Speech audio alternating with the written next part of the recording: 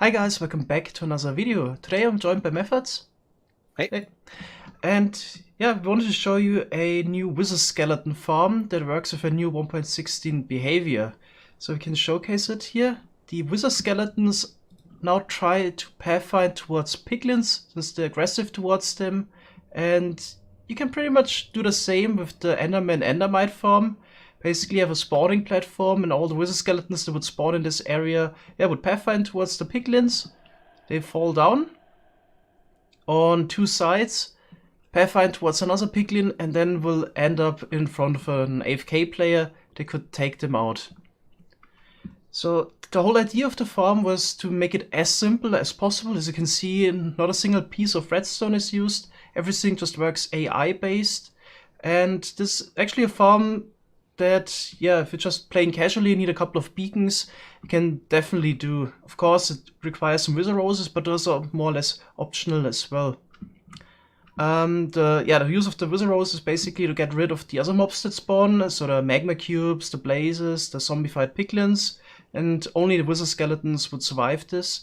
As you can see here, the area around the farm is not prepared. It's in a soul sand valley. We explained it in a previous video. It's beneficial to build future fortress farms in the soul sand valley because of the spawning conditions outside of it. Yeah, so maybe let's AFK this farm a little bit and show you the raids.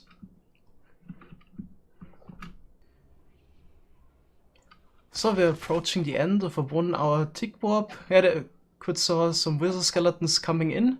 You can check the raids using carpet mod, and at the moment it looks like we're getting about 665 bones per hour, 455 coal per hour, and most important probably about 19 wizard skeleton skulls per hour, which is enough to make over, well, 6.5 beacons. So over 6, I guess. And also some blaze rods. Sometimes it could happen that some of the other mobs pathfind in the chamber there, but it is also not a problem. Okay, then Methods wanted to talk about what could be actually improved about the farm, because we didn't put a ton of effort into it. It should really be, kind of start a wizard skeleton farm just to get a couple of beacons. Yeah, okay, so as Mango mentioned, we wanted to keep it as simple as possible, but there's a few simple things you can do to actually improve it. So first would be actually adding walls into the spawning floors to stop magma cubes from spawning. And then we could also use turtle eggs to lure the pigmen out and kill them faster than the wither roses do. And another one would be to place a little nether brick floor on the spawning floors here, going out, and spawn-proofing those as well. With, for example, slabs, which would increase the peg spawning. And the biggest factor would probably be searching for a better fortress, because the location we chose is probably the worst possible in a Soul Valley biome. We have multiple layers of nether above us and below us. Ghasts are spawning everywhere. If you spend like an hour searching for a better fortress, you should easily be able to find one that does not have as many spawning spaces around and should be quite a lot faster. Yeah, maybe on top of a larger lava lake would help, but Yep, in terms of spawning spaces, there's a lot around here. So it's definitely better for locations for this. Okay, then we could also mention how we spawn-proof the fortress. So the way the mob spawning works in the Soul Sand Valley, it's really worth it to spawn-proof the fortress, because mobs are about 20 times more likely to spawn in there.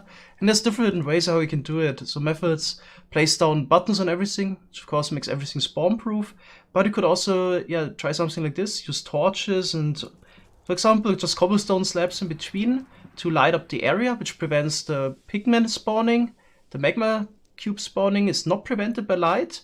Blaze spawning is prevented, and wizard skeleton spawning is prevented by light. But the magma cube spawn is actually prevented by the slabs there, because the hitbox will collide.